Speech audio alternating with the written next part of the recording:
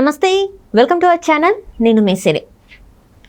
June 9న ప్రమాణ స్వీకారం చేసేది ఖచ్చితంగా చంద్రబాబు నాయుడు గారే అని చెప్పేసి అమిత్ షా గారే చెప్తున్నారు. అంటే ఈసారి సర్వేలన్నీ చెప్పడమే కాకుండా కేంద్ర హోంశాఖ మంత్రి అమిత్ షా గారు కూడా చెప్పడం అనేది చాలా విశేషమైందని చెప్పేసి వార్తలు వస్తున్నాయి.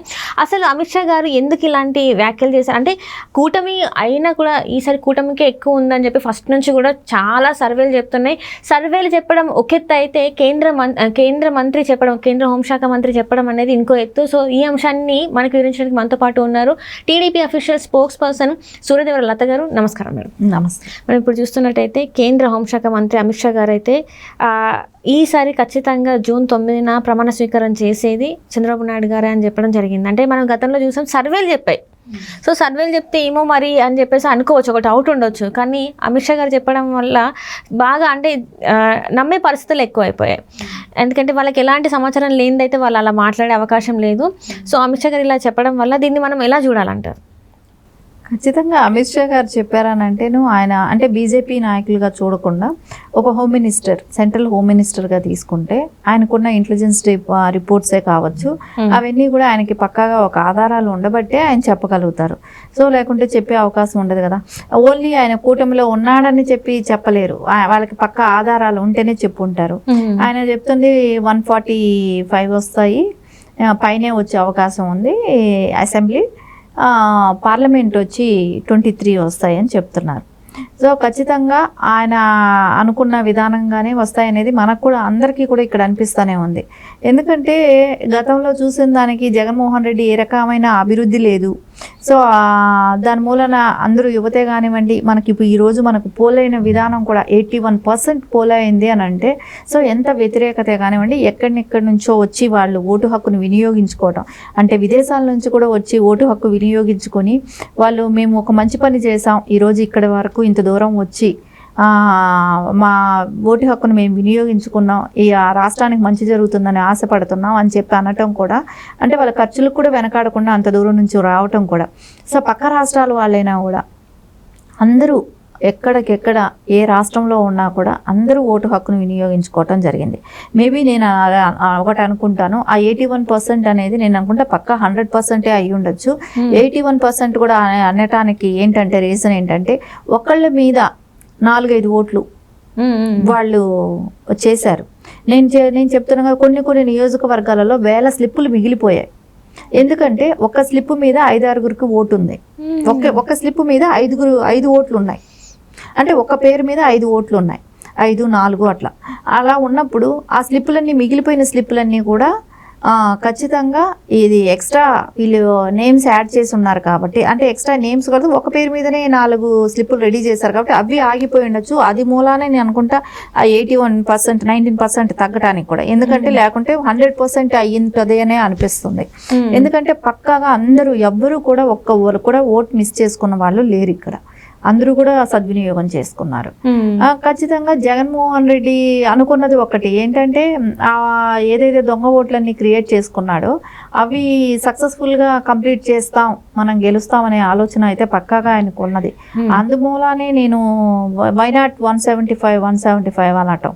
సో దానికంతా కూడా చెక్ పెట్టుకుంటా రావటమే కానివ్వండి. ఇప్పుడు రేపు పొద్దున రిజల్ట్స్ అప్పుడు కూడా మనం సెక్యూరిటీ పెంచాలని చంద్రబాబు నాయుడు గారు కోరటమే కానివ్వండి, ఇవన్నిటికీ ఏంటంటే రేపు పొద్దున ఇంకా అల్లర్లు సృష్టించడానికి. రైట్, ఆల్రెడీ కేంద్ర బలగాలు ఏపీలో ఉన్నాయి, ఇంకా వాటిని ఆఫ్టర్ రిజల్టే కాకుండా ఇంకొక 15 రోజులు ఎక్స్ట్రా ఉంచాలి. ఎందుకంటే ఇప్పటికే ఉధృత పరిస్థితుల్లో ఏపీలో నెలకొన్నాయి, ఇంకా అల్లర్లు జరిగే అవకాశం ఉంది అని చెప్పేసి చెప్తున్నారు, ఉండే అవకాశం ఉందని కూడా చెప్తున్నారు. అంటే చాలా వరకు ఇప్పటి వరకు అంటే ఇలాంటి ఎన్నికలు ఎప్పుడు చూడలేదని చెప్పేసి చాలామంది చెప్పడం జరుగుతుంది. పెద్దవాళ్ళు చాలామంది చెప్తున్నారు ఏపీలో ఇలాంటి ఎలక్షన్స్ ఎప్పుడు చూడలేదు అని చెప్పేసి, ఎలక్షన్స్ తర్వాత కూడా ఇలాంటివి జరగడం.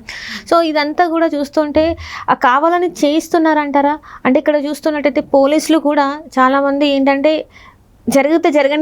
జరగనియండి తర్వాత చూసుకుందాం అన్నట్టు కొంచెం ప్రేక్షక పాత్రనే పోషించాలని అనుకోవచ్చా? మరి ఎక్కువ భాగం పోలీసులు కూడా అలాగే, అంటే ఎందుకంటే గతంలో జగన్మోహన్ రెడ్డి గారికి ఇదిగా ఉన్నారు కాబట్టి, ఫేవర్గా ఉన్నారు కాబట్టి, కొంతమంది ఆఫీసర్లు ఇంకా స్టిల్ ఉన్నారు కాబట్టి, సో వాళ్ళ మూలన కొంచెం కొన్ని చోట్ల నియోజకవర్గాల్లో ఫేవర్గా ఉండటం కూడా జరిగింది. మనం చూసాం ఎలక్షన్ ఎక్కడ ఎప్పుడు కూడా ఎలక్షన్ అయిపోతే మొత్తం సైలెంట్ అయిపోయేది. ఇప్పటి వరకు జరిగిన ఎలక్షన్స్ అన్ని మనం అలాగే చూసాం. కానీ ఇప్పుడు జరుగుతున్న ఎలక్షన్స్ ఎలా, ఈ టర్మ్ జరుగుతున్న ఎలక్షన్ ఎలా ఉందంటే ఆఫ్టర్ ఎలక్షన్ పోలైన తర్వాత కూడా, సో ఇంకా ఈ రేపున 4th వరకును, 4th తర్వాత కూడా రిజల్ట్స్ తర్వాత కూడా ఎలా ఉంటుందో చెప్పలేకుండా ఉన్నాం. అంత గొడవలు కూడా జరుగుతూనే ఉన్నాయి. వీటికన్నిటికీ కూడా కారణం ఏంటంటే జగన్మోహన్ రెడ్డి పెంచి పోషించిన అరాచకాలే కానివ్వండి, రౌడీజమే కానివ్వండి, గూండాయిజమే కానివ్వండి, వాళ్ళందరినీ కూడా అంటే కొన్ని సెక్టార్ పీపుల్ని వాళ్ళు ఆ రకంగా అలవాటు చేసేసాడు. అంటే ఇక్కడ చూస్తున్నట్టయితే మాజీ డీజీపీ రాజేంద్రనాథ్ రెడ్డి గారి పేరు కూడా వినిపిస్తుంది. ఏంటంటే కొంతమందిని ఆల్రెడీ వేగుల్ని క్రియేట్ చేసుకొని కింది నుంచి వెళ్ళి కూడా తను అంటే అక్కడ బదిలీ అయ్యేదానికన్నా ముందే చాలా వరకు సెట్ చేసుకొని వెళ్ళారు. అంతా కింది ముందే సెట్ చేశారు అని చెప్పేసి కూడా వార్తలు వస్తున్నాయి. అందులో వాస్తవం ఉందంటారా? మరి ఖచ్చితంగా 5 సంవత్సరాలుగా వాళ్ళు చేసింది పరిపాలన కన్నా వాళ్ళు ఎలాగా నెక్స్ట్ ఎలక్షన్ వస్తే మళ్ళా ఎలా మనం స్ట్రాంగ్గా ఉండాలి, సో ఈ రాజకీయం చేశారు, వాళ్ళు ఎలా ఇక్కడ స్టాండ్ అవ్వాలి, రాష్ట్రాన్ని ఎలా దోచుకోవాలి, సో అది ఒక టీం లాగా తయారయ్యి అందరూ కూడా అలా చేయటం జరిగింది. కింద గ్రౌండ్ లెవెల్ వరకు కరప్షన్ అనేది స్టార్ట్ చేశారు వాళ్ళకి పని కావటం కోసం. సో ఎంతైనా మనీ పెట్టడానికి రెడీ అయ్యారు. సో మనీయే కానివ్వండి, అలా అంటే పదవులు కావాల్సిన వాళ్ళకి పదవుల ఆశే కానివ్వండి, డబ్బు ఆశే కానివ్వండి, ఏది కావాలంటే అది అన్నట్టు వాళ్ళకి కావాల్సినవన్నీ వీళ్ళు సమకూరుస్తూ వీళ్ళకి కావాల్సినట్టు పని చేయించుకుంటూ, సో ఎలాగైనా అందరూ వాళ్ళ గుప్పెట్లో ఉన్నారు కాబట్టి నేను మళ్ళా కూడా 175 అనే మాటలు మాట్లాడటం జరిగింది. సో ఇవన్నీ కూడా కొంచెం సెంట్రల్ కూడా ఈసీ కొంచెం గట్టిగా నిర్ణయాలు తీసుకోవటమే కానివ్వండి, సెంట్రల్ ఫోర్స్ కూడా ఇప్పుడు ఆంధ్రప్రదేశ్లో ఉండటమే కానివ్వండి, వీటన్నిటి మూలన కొంతవరకు అరికట్టడం జరిగింది. కానీ ఇంకా అరికట్టాల్సింది చాలా ఉంది. లేదంటే రేపు పొద్దున దీని మూలన ప్రజలందరూ కూడా ఇబ్బంది పడతారు కదా. రేపు ఎన్ని రకాల గొడవలు జరుగుతాయో, ఏం జరుగుతుంది రోడ్ల మీద తిరగటానికి కూడా, అంటే రేపు రిజల్ట్స్ రోజులు కూడా ఎలా ఉంటాయో తెలియదు. సో వీటికన్నిటికీ కట్టడి చేయాలంటే ఇంకా స్ట్రాంగ్ డెసిషన్స్ తీసుకోవాల్సి ఉంటుంది. నిన్న సిట్ అధికారులు కూడా రావటం జరిగింది. అంటే చంద్రగిరి నియోజకవర్గంలో జరిగిన అల్లర్లే కానివ్వండి, వాటికి సిట్ అధికారులు రావటం, రిపోర్ట్ తీసుకోవటం అన్నీ జరిగింది.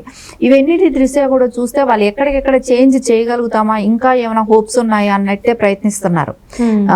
అపోజిషన్ పార్టీ అయిన వైసీపీ నాయకులు లీడర్స్ అందరూ కూడా ఇంకా మనం ఏదైనా చేస్తామా, ఈవీఎంలలో మనం ఏమైనా ట్యాంపరింగ్ చేయగలుగుతామా అనే ఒక ఉద్దేశంతోనే వాళ్ళు పనిచేస్తున్నారు. వీటికన్నిటికీ చెక్ పెట్టాలంటే అమిత్ షా గారు ఇంకా కూడా కొంచెం గట్టిగా నిర్ణయాలు తీసుకోవాల్సిన అవసరం ఉంది.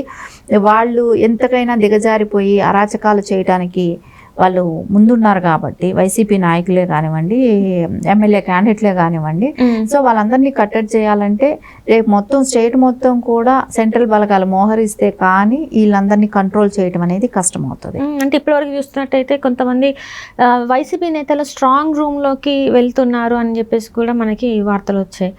ఖచ్చితంగా అదే జరుగుతుంది.